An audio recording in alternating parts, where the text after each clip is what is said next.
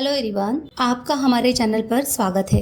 दक्षिण के किसी जनपद में एक नगर था, महिलारोप्य। वहाँ का राजा अमर शक्ति बड़ा ही पराक्रमी तथा उदार था।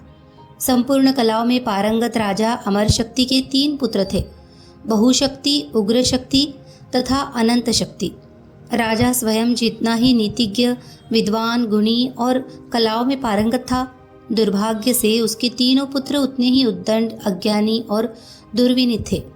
अपने पुत्रों की मूर्खता और अज्ञान से चिंतित राजा ने एक दिन अपने मंत्रियों से कहा, ऐसे मूर्ख और अविवेकी पुत्रों से अच्छा तो निस्संतान रहना होता।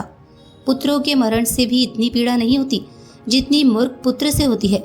मर जाने पर तो पुत्र एक ही बार दुख होता है, किंतु ऐसे पुत्र जीवन भर अभिशाप की तरह पीड़ा तथा अपमान का कारण बनते हैं। हमारे राज्य में तो हजारों विद्वान, कलाकार एवं नीति विशारद महापंडित रहते हैं। कोई ऐसा उपाय करो कि ये निकम्मे राजपुत्र शिक्षित होकर विवेक और ज्ञान की ओर बढ़े। मंत्री विचार विमर्श करने लगे।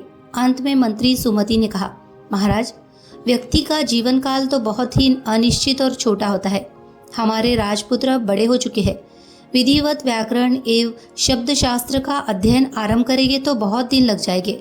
इनके लिए तो यही उचित होगा कि इनको किसी संक्षिप्त शास्त्र के आधार पर शिक्षा दी जाए, जिसमें सार ग्रहण करके निस्सार को छोड़ दिया गया हो। जैसे हंस दूध तो ग्रहण कर लेता है, पानी को छोड़ देता है, ऐसे एक महापंडित विष्णु शर्मा आपके राज्य में ही रहते हैं।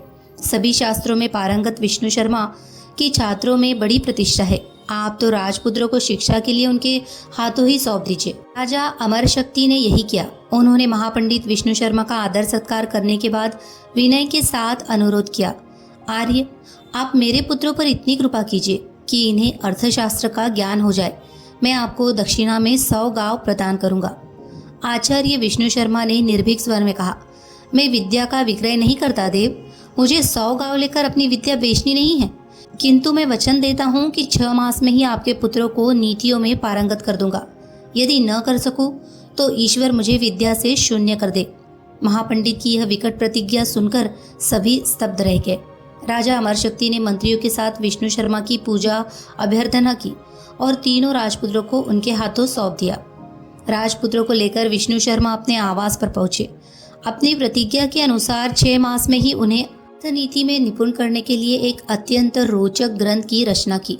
उसमें 5 तंत्र थे, मित्र भेद, मित्र संप्राप्ति, काकोलुकियम, लब्ध प्रणाशम तथा अपरीक्षित कारकम। इसी कारण उस ग्रंथ का नाम पंचतंत्र प्रसिद्ध हो गया।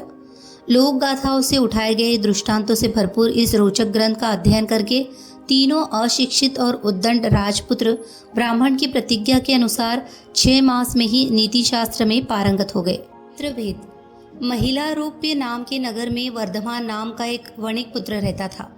उसने धर्मयुक्त रीति से व्यापार में पर्याप्त धन पैदा किया था, किंतु उतने से संतोष नहीं होता था और भी अधिक धन कमाने की इच्छा थी। 6 उपायों से ही धनोपार्जन किया जाता है, भिक्षा, राजसेवा, खेती, विद्या, सूद और व्यापार से। इनमें से व्यापार का साधन ही सर्वश्रेष्ठ है। व्यापार के भी अनेक प्रकार है।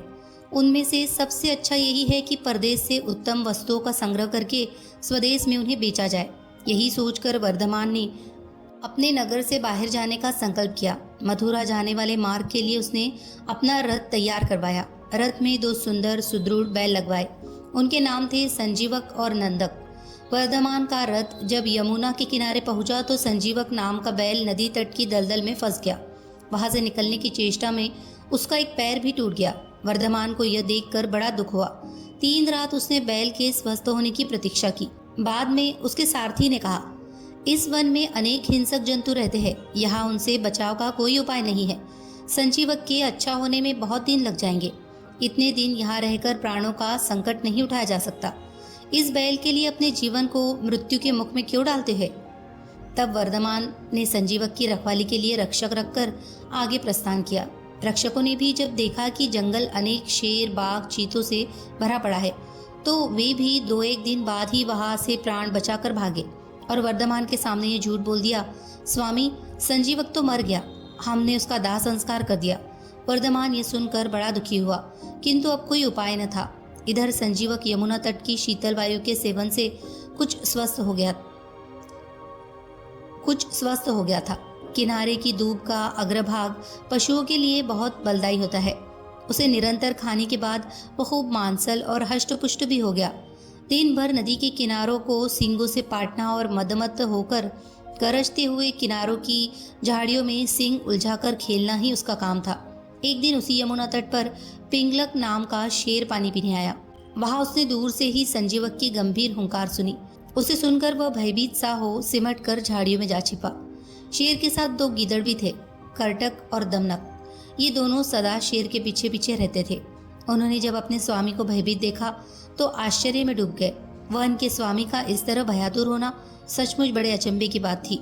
आज तक पिंगलक कभी इस तरह भयभीत नहीं हुआ था।